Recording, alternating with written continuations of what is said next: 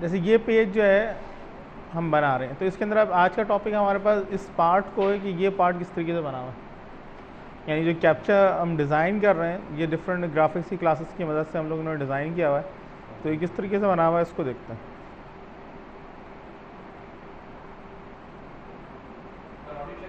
हाँ sir voice आ रही है, आप देखना चाहें देखिए। Hello hello.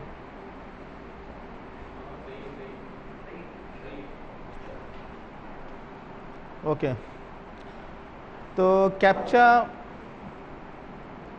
डिज़ाइन करने के लिए इसकी एक फ़ाइल है, ये हम इंक्लूड करवा लेंगे, यानी जिस प्रोजेक्ट के अंदर आपको यूज़ करनी है कैप्चा इमेज।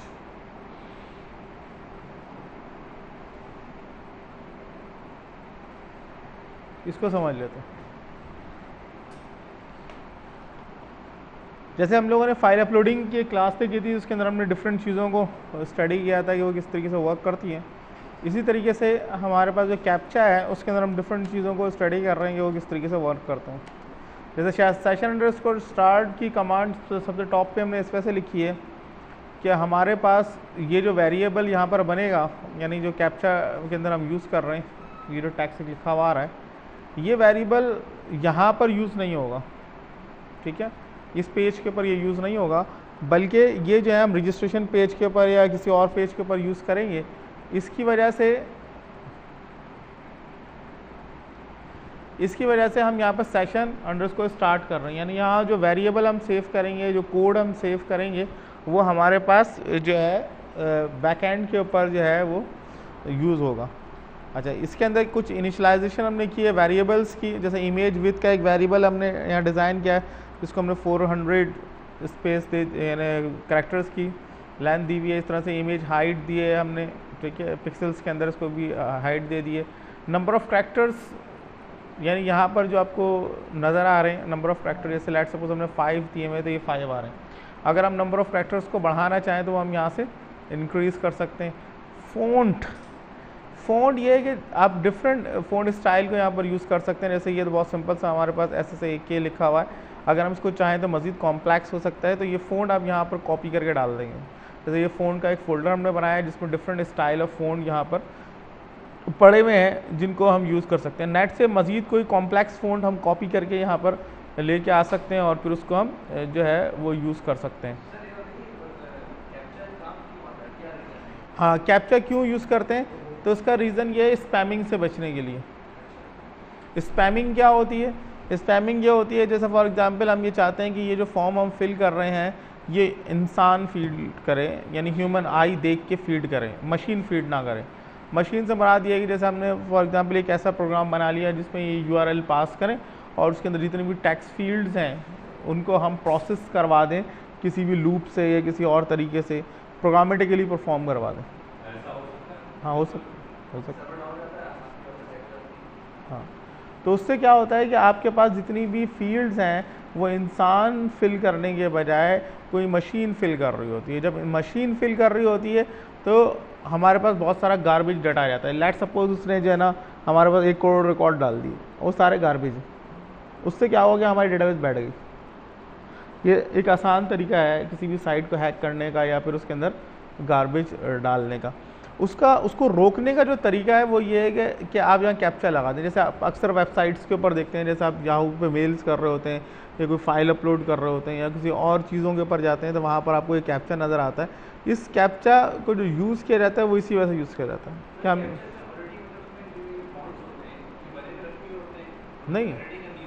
नहीं, हमें इसको बनाना ही सीख रहे हैं, ये पूरा हम बनाएंगे। ये कैरेक्टर किस तरह जनरेट हो रहे हैं, इसका फ्रंट एंड किस तरीके से आ रहा है।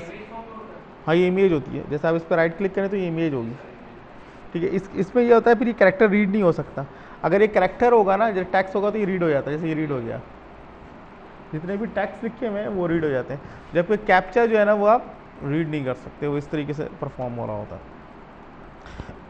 तो इसके लिए जो फ़ॉन्ट आ रहा है, यानी जिसमें आपको ये फ़ॉन्ट नज़र आ रहा है, ये हम यहाँ से इसको चेंज कर सकते हैं। यानी यहाँ पर जो भी कुछ राइट करेंगे जो कि इस फ़ॉन्ट के फोल्डर में पड़ा होगा वो यहाँ आ जाएगा। सिक्योरिटी कोड के अंदर हम क्या कर रहे हैं, जनरेट कोड का एक फंक्शन है जिसको हम यूज़ कर रहे हैं। तो जनरेट कोड जो है ना वो आपके पास ये एक फंक्शन है, ठीक है। इसके अंदर करैक्टर्स हम पास करेंगे, यानी जितने नंबर ऑफ़ करैक्टर्स का हमें कोड जनरेट करना है तो उसके लिहाज से वो हमें मिल जाएगा और ये रिटर्न कर देगा। अभी इसको हम देखते हैं कि सिक्योरिटी कोड किस तरीके से जनरेट हो रहा है, उससे पहले हम कुछ आसान चीज़ें यहाँ डिस्कस करते हैं। यहाँ पर जो कोड जनरेट करके देगा, यानी ये वाला जनरेट कोड का फंक्शन, उसको हम एक सेशन वेरिएबल के अंदर स्टोर करवा रहे हैं, क्योंकि जैसे मैंने आपको बताया कि ये वाला जो कैप्चा इमेजेस का कोड जहाँ पे हमने राइट किया हुआ है, ये यहाँ पर यूज़ नहीं होगा, बल्कि ये कहाँ पर यूज़ होगा, किसी दूसरे पेज के ऊपर जो है ना वो हम यूज़ कर रहे होंगे। जैसे लेट्स सपोज इसको रजिस्ट्रेशन पे यूज़ कर रहे हैं, या फिर हम फाइल अपलोडिंग पे यूज़ कर रहे हैं, या फिर ईमेल सेंडिंग के ऊपर हम इसको यूज़ कर रहे हैं, यानी डिफरेंट जगहों पे इसको ये सेम कैप्चा को आप यूज़ कर सकते हैं। तो उसकी जो वैल्यू हम वेरीफाई करते हैं, जैसे यहाँ पर जो आपको जो वैल्यू नज़र आ रही होती है, ये तो इमेज है ना, ये तो आप नहीं पढ़ सकते, तो इस वैल्यू को वो यहाँ टाइप करेगा, तो मैं इससे कैसे वेरीफाई करूँगा? तो इससे वेरीफाई करने का जो तरीका है वो ये है कि हम इसका कोड एक सेशन वेरिएबल के अंदर स्टोर करवा रहे हैं। तो ये कोड जो है हमें यहाँ पर रिसीव हो जाएगा, फिर इसको हम यहाँ से वेरीफाई करवा लेंगे। फ़ॉन्ट साइज़, यानी ये जहाँ पर जो जितना बड़ा आपको फ़ॉन्ट नज़र आ रहा है, इसकी हमने एक परसेंटेज रखी हुई है। ये अमूमन जो है ना फ़ॉन्ट साइज़ भी 75% ऑफ द इमेज हाइट, यानी जैसे इमेज हाइट है ना, इसका 75% आप रखें, इससे ज़्यादा ना रखें, ठीक है, तो वरना वो ख़राब हो जाता है। तो हमने 50 रखा हुआ है। जैसे हाइट हमने रखी हुई है 100, तो हमने इसको कर दिया फ़ॉन्ट साइज़ 50। इमेजेस, अब इमेज क्रिएट किस तरीके से होती है? इमेज क्रिएट करने के लिए हमारे पास एक फंक्शन होता है इमेज क्रिएट का। ये एक लाइब्रेरी होती है PHP की, उसका ये फंक्शन है जिसकी मदद से हम लोग इमेज क्रिएट कर पाते हैं। GD नाम की एक लाइब्रेरी है, ग्राफिक्स, यहाँ कहीं नज़र आ रही है? हाँ, ये रही GD नाम की लाइब्रेरी। तो इसके अंदर ये बिल्ट इन फंक्शन हैं जिनको जो है ना वो हम यूज़ कर रहे हैं, तो वो उसको हमें परफॉर्म करके दिखा रहा है। उसका एक फंक्शन है इमेज क्रिएट। हाँ हाँ यार, ऐसा जब ये नेट पे जाके सर्च कर लो, जैसे हम ये नेट के ऊपर गए,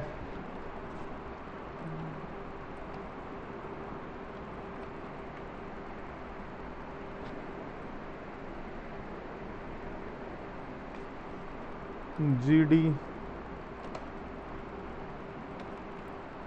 functions in PHP,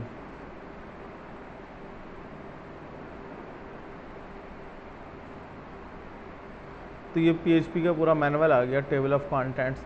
लेकिन वही मैं आपको बता रहा था कि मसला ये है कि अगर हम GD के सारे फंक्शन पढ़ना शुरू करें तो इसी के अंदर टाइम गुजर जाएगा। तो जो प्रोजेक्ट डेवलपमेंट करने का तरीका होता है, या किसी भी चीज़ को जो पढ़ने का आजकल वे है, वो ये है कि आप एक प्रोजेक्ट बना लो, ठीक है। अब जैसे हमने बहुत सारी चीज़ें अभी इस कोर्स के अंदर पढ़ी हैं, जैसे फाइल के है उसके अंदर बहुत सारी चीज़ें थी, फाइल अपलोडिंग को हमने देखा है, फिर उसके अलावा और भी बहुत सारी चीज़ें हम लोगों ने इसके अंदर डिस्कस की हैं, एजेक्स है, JQ है। तो हर एक के अंदर इतनी डेप्थ है कि अगर आप JQ को खोलें या एजेक्स को खोलें तो उसी के अंदर आप गुम हो जाए। तो इसका मतलब तो ये हुआ कि आप एक साल के अंदर JQ पढ़ेंगे, एक साल के अंदर ये GD लाइब्रेरी पढ़ेंगे, ठीक है। तो हम लोग करते ये हैं कि जिस चीज़ की जब हमें ज़रूरत पड़ती है ना, उस वक्त उसको स्टडी कर ले। पूरी GD लाइब्रेरी पढ़ने की ज़रूरत नहीं है। अब GD लाइब्रेरी इतनी बड़ी है, पढ़ लो। हाँ, तो इसका तरीका ये होता है कि अब जैसे मुझे इस वक्त कैप्चर डिज़ाइनिंग के अंदर इमेज क्रिएट या इससे रेलिवेंट कुछ और फंक्शंस हैं ग्राफिक्स के ना, वो चाहिए, तो खाली वो मैं यूज़ कर लेता हूँ।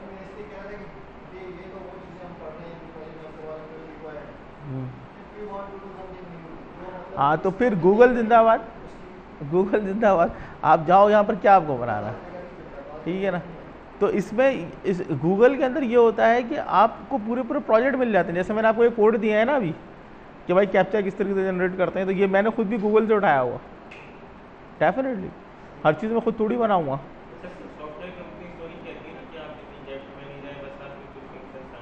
नहीं, देखिए आपको काम आना चाहिए, वही मैं आपसे कह रहा हूँ। आप माइक्रोसॉफ्ट की MSDN लाइब्रेरी उठा लो, आपको 5 साल लग जाएंगे, उसको खाली पढ़ नहीं सकते आप, उसमें कितनी चीज़ें पढ़ेंगी। तो बात वो ये है कि जिस चीज़ की हमें ज़रूरत है, अब जैसे हम इसको कंप्लीट जो है ना उसको नहीं करते, बल्कि हम लोग क्या कर रहे होते हैं कि यहाँ पर आप जाएं, जो भी, जैसे मैंने यहाँ पे लिख दिया हाउ वी कैन क्रिएट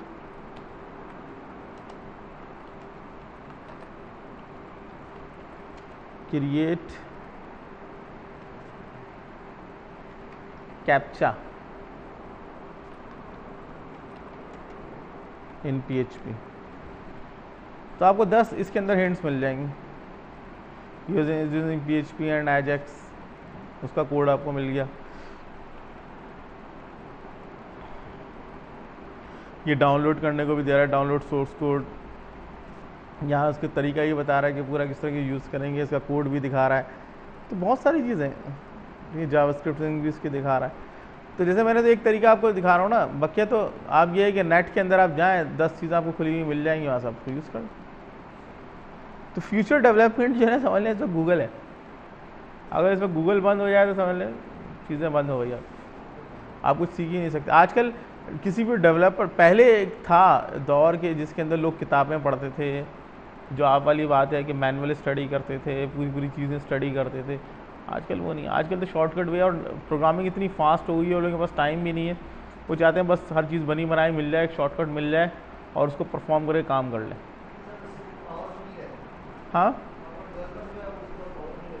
हाँ, लेकिन टाइम ही नहीं है ना।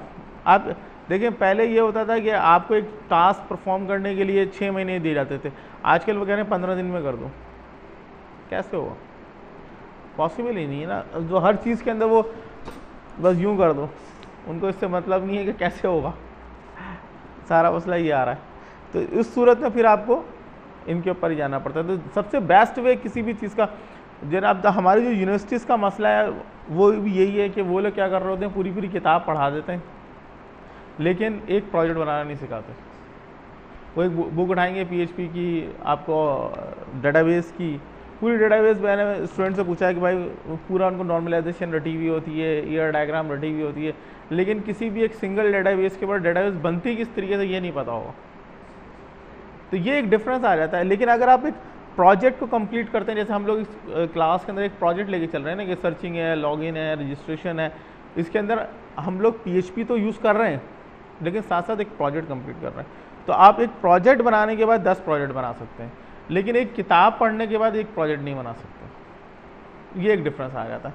तो हम बात कर रहे थे इसकी इमेज क्रिएट के फंक्शन की।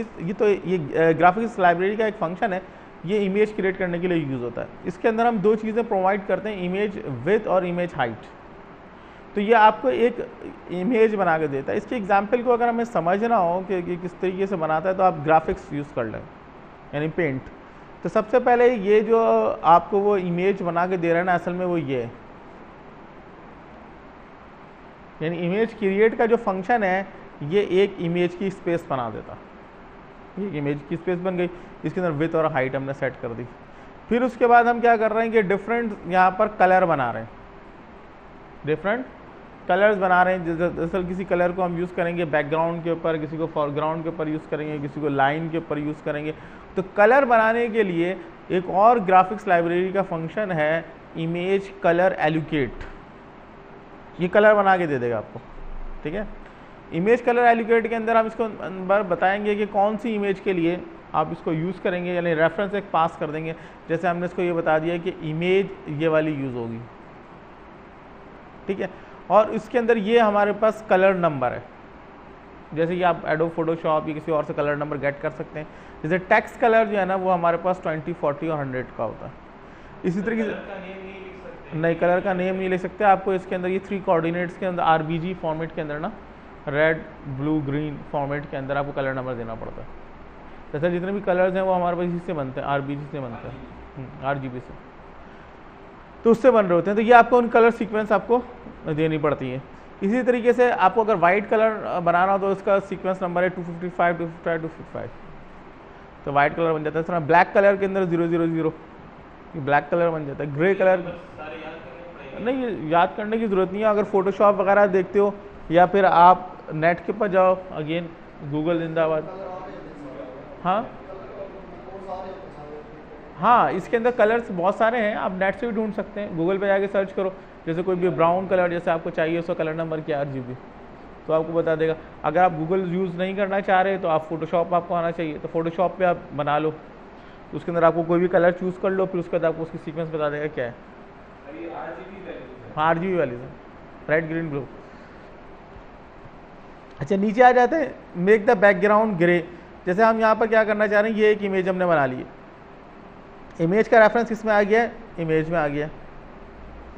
इसका मुझे बैकग्राउंड कलर, यानी ये जो हमें इस वक्त कैप्चा नज़र आ रहा है, ये इसका बैकग्राउंड ये ग्रे करना है इमेज का, तो उसके लिए हम यूज़ करेंगे इमेज फिल का फंक्शन। ठीक है, इमेज फिल का फंक्शन यूज़ करेंगे, उसके अंदर हमने पास कर दिया इमेज, यानी ये आपके पास ग्राफिक्स इमेज आ गई, उसके अंदर हमने इसको बता दी कि 0,0 यानी स्टार्टिंग पोजीशन हमने इसको डिफाइन कर दी, यानी यहाँ से लेकर, यानी ये वाली जो पोजीशन होती है 0,0 होती है, यानी इमेज जो है वो यहाँ से हमें स्टार्ट करनी है, और इसको कलर क्या देना है हमारे पास, ग्रे।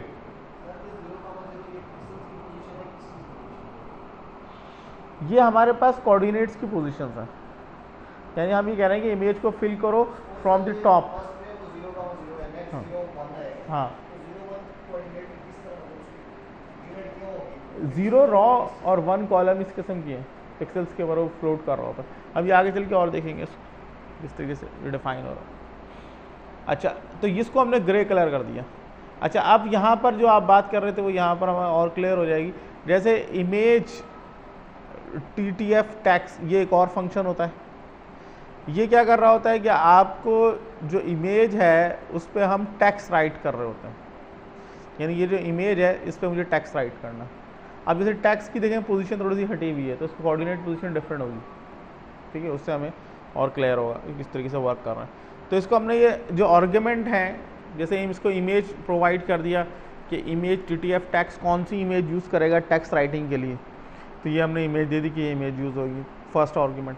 सेकंड आर्गुमेंट ये है कि इसका फ़ॉन्ट साइज़ क्या होगा, ये हमने यहाँ डिफाइन कर दिया कि इसका फ़ॉन्ट साइज़ जो होगा वो यहाँ आ जाएगा।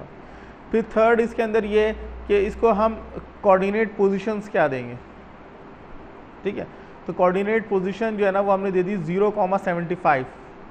तो 0,75 ये है कि हमारे पास जो है ना ये यहाँ से लेकर यहाँ, यानी इस पोजीशन के ऊपर आ गया, यहाँ से इसकी राइटिंग करेगा, तो ये आ गया। फिर इसके अंदर हमने इसकी ये भी डिफाइन कर दिया इसकी सेंटर पोजीशन क्या होगी। जैसे हमने यहाँ से लेकर यहाँ तक 75 दे दिया, यानी 75 तक आ जाएगा, और इससे कितना इसको गैप मिलेगा तो वो भी हमने इसको 75 दे दी। तो ये आपको जो टैक्स है उसकी पोजीशन हम इस तरीके से बना लेंगे, यानी ये तो आपके पास कोऑर्डिनेट पोजीशंस हो गई, और ये इसकी दरमियान जो गैप आ रहा है आपके पास लेफ्ट अलाइनमेंट से, वो भी हमने इसको 75 असाइन कर दिया।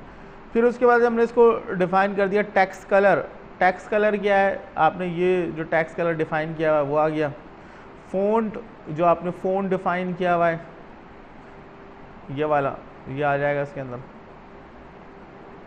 फिर उसके बाद कोड, यानी जो जिसका टेक्स्ट इसको बनाना है, जिसको इसको प्रिंट करना है, तो वो कोड हमने यहाँ पर उसको ऑलरेडी गेट किया हुआ है, सिक्योरिटी कोड के नाम से वो आ जाएगा। ठीक है, तो ये इसको मिल जाएगा। अब ये एक इमेज के ऊपर हमने एक टेक्स्ट राइट कर दिया। ठीक है, अब यहाँ पर हर एक के ऊपर हमने डाइव फंक्शन यूज़ किया हुआ है, वो स्पेशली इसलिए यूज़ किया हुआ है कि अगर ये जैसे ये इमेज क्रिएट नहीं होती तो हम इसको ये बता देंगे could not create the image या error in image and whatsoever जो भी कुछ है। उसके बाद हम नीचे आ जाते हैं। जैसे यहाँ पर हमारे पास है इमेज रेक्टेंगल। ठीक है, इमेज रेक्टेंगल के अंदर हम इसको डिफाइन कर रहे हैं कि हम यहाँ पर एक रेक्टेंगल बनाना चाह रहे हैं।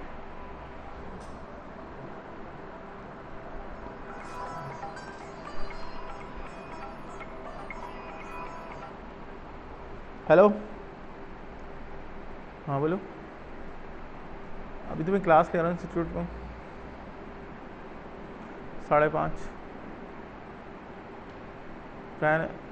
रहने दो।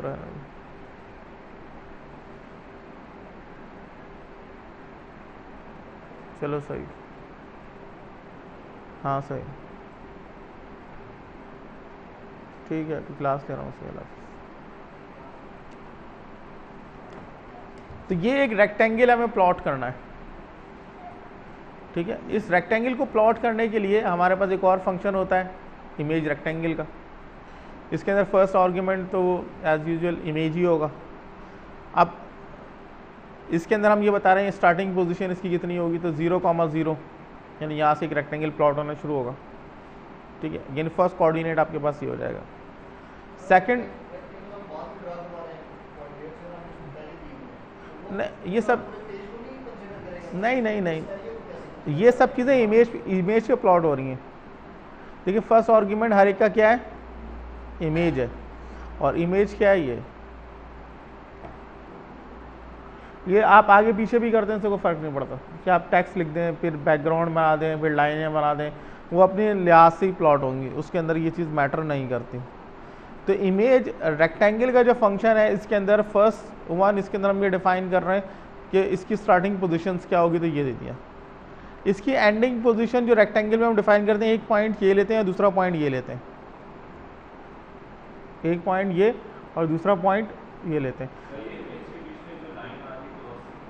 वो अलग बना रहे हैं, वो अलग बन रहे हैं। हाँ, इसको हमें ये बताना होता है ना कि यहाँ से स्टार्टिंग पॉइंट उसके अंदर हो जाएगा। ये तो हम अपनी मर्जी है, अपने हटा दें इसको, लाइंस है ना, ये आप हटा दें, इसकी ज़रूरत नहीं। यहाँ से ये नीचे हमने 2 लाइनें बनाई हुई, इमेज लाइन का फंक्शन दे यूज़ किया हमें, इसको यहाँ से हटा दें।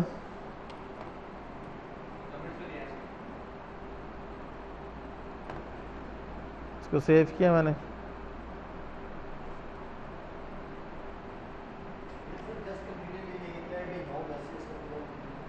हाँ, कुछ भी बना सकते हैं, जैसे आप अक्सर देखते हैं कि उसके अंदर अजीब अजीब बबल से आ रहे होते हैं, कुछ और आ रहे होते हैं, उस सिर्फ कैप्चा को कॉम्प्लेक्स करने के लिए क्या होता है, अब क्रॉस बना। हाँ, तो ये सोर्स तो यही है ना इसकी, यही तो मैं आपसे कह रहा था कि इसको अलग फाइल में हम बनाएंगे और उसको फिर कहीं भी लगा देंगे। कॉम्प्लेक्स करने का मतलब ये होता है कि यार कि उसको जो है ना थोड़ा सा पढ़ने में लोगों को मुश्किल हो, वरना आसान होगा तो हर कोई उसमें हिट कर जाएगा। ये भी बता रहा हूँ, उसी की तरफ हम आ रहे हैं। उसको ऊपर मैंने यहाँ पर चेंज कर दिया था, यानी ये जो था ना जनरेट कोड का फंक्शन, ये मैंने हटा दिया था, उसकी जगह इसको यूज़ कर रहा हूँ। अच्छा, हम बात कर रहे थे यहाँ पर इमेज रेक्टेंगल की, तो उसके अंदर हमने इमेज प्रोवाइड कर दिया, 0,0 दे दिया। इसको लास्ट पोजीशन के लिए जो इमेज विथ है हमारे पास और इमेज हाइट है, उसमें से एक कम कर देंगे। जैसे इमेज हाइट टोटल कितनी हो गई, ये, इमेज विथ कितनी हो गई, ये, तो ये पॉइंट आपका बन गया। तो इस पॉइंट के ऊपर हम डिफाइन करने जा रहे हैं, तो ये आपके पास जो पोजीशन इसकी बन जाएगी, इमेज विथ -1 और इमेज हाइट -1, और इसको हमने एक कलर दे दिया ब्लैक। तो ये आप देख रहे हैं कि जो रेक्टेंगल के ऊपर जो कलर आ रहा है वो क्या आ रहा है, ब्लैक आ रहा है। अगर सर हम इसको चेंज करना चाह रहे हैं तो किसी को समझ नहीं आ रहा। हाँ तो नेक्स्ट पहले और पोस्ट हाँ हाँ, रिफ्रेश कर दो, कुछ भी उसी के अंदर हम चाह रहे हैं कि बटन लगा दे, रिफ्रेश ना करें। इसके अंदर आप वो लगा लो ना, JQ, वो एजेक्स लगा दो, एजेक्स लगा दो और उसको कॉल करवा दो उसके ऊपर, ये सिंक्रोनाइज कॉल्स। अच्छा जी, हम बात कर रहे थे इमेज लाइन की। तो इमेज, दरअसल यहाँ पर हम ग्राफिक्स की जितनी भी वो जो लाइब्रेरी अभी हमने खोली थी उसमें बहुत सारे फंक्शन थे, तो कुछ फंक्शन हम उस ग्राफिक्स लाइब्रेरी के यहाँ स्टडी कर रहे हैं जो कि हमारे काम के, जिसके अंदर हमने ये देखा है कि टेक्स्ट आ गया, आपके पास रेक्टेंगल आ गया, आपके पास लाइन्स आ गया। तो लाइन के अंदर जो है हम इसको डिफाइन कर देंगे कि आपके पास इमेज आ गई, फिर उसके बाद जो लाइन हम प्लॉट कर रहे हैं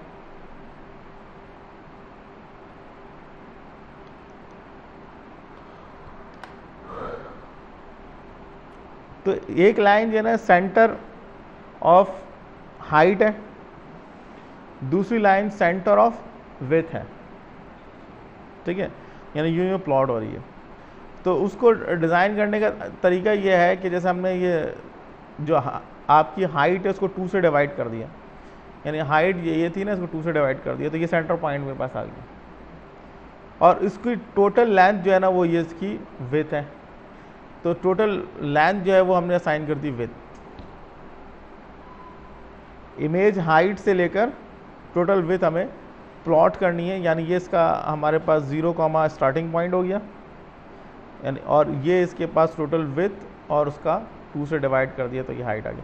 तो आपके पास 2 कोऑर्डिनेट पोजीशन ये मिल जाएंगे, 0 कॉमा हाइट डिवाइड बाई 2 और ये total with height divide by 2। तो ये 2 पॉइंट्स आपके मिल जाएंगे जिस पे पहली लाइन आपकी यूँ स्ट्रेट जो है ना वो हमने ड्रॉ करा दी, इसको जब भी हमने ब्लैक करा दे दिया। फिर इसी तरीके से वर्टिकल लाइन अगर मुझे ड्रॉ करनी हो, यानी यूँ लाइन ड्रॉ करनी है, तो इसके अंदर हम क्या करेंगे, जो हाइट है उसको 2 से डिवाइड कर देंगे और उसको विथ दे देंगे, टोटल विथ असाइन कर देंगे। तो यही काम हमने यहाँ पर किया कि विथ को जो है 2 से डिवाइड कर दिया और इसको हमने 0 कॉमा दे दिया और यहाँ पर इसको टोटल हाइट दे दी।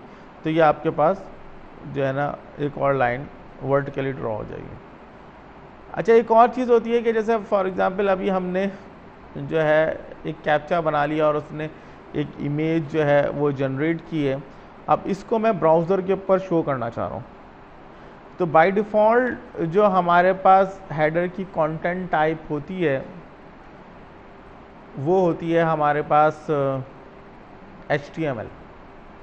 अब हम ये चाह रहे हैं कि ये एक इमेज जनरेट करे। जैसे अगर खाली मैं इस पेज को रन करना चाहूँ जिसको मैं अभी आपको दिखा रहा हूँ, तो यह इंडिविजुअल पेज भी रन हो सकता है जो कि खाली एक कैप्चा शो कर रहा होगा।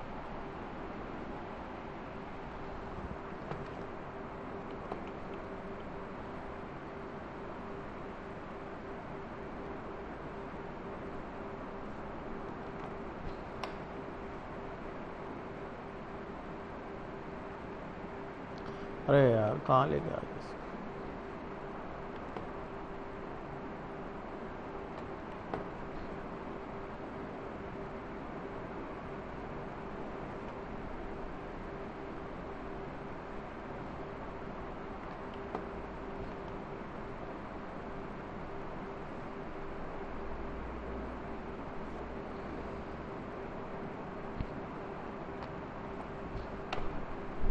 तो ये आपके पास खाली कैप्चा आ रहा है। तो ये जो पेज है ना इस वक्त ये इमेज जनरेट कर रहा है, इसको फिर हम कहीं भी लगा सकते हैं। यानी एक यूटिलिटी पेज हमने बना दिया है एक ग्राफिक्स का कि जिसको हम रिफ़्रेश कर रहे हैं तो ये आपके पास डिफरेंट जो है ना वो इमेजेस जो है ना वो प्लॉट कर रहा है।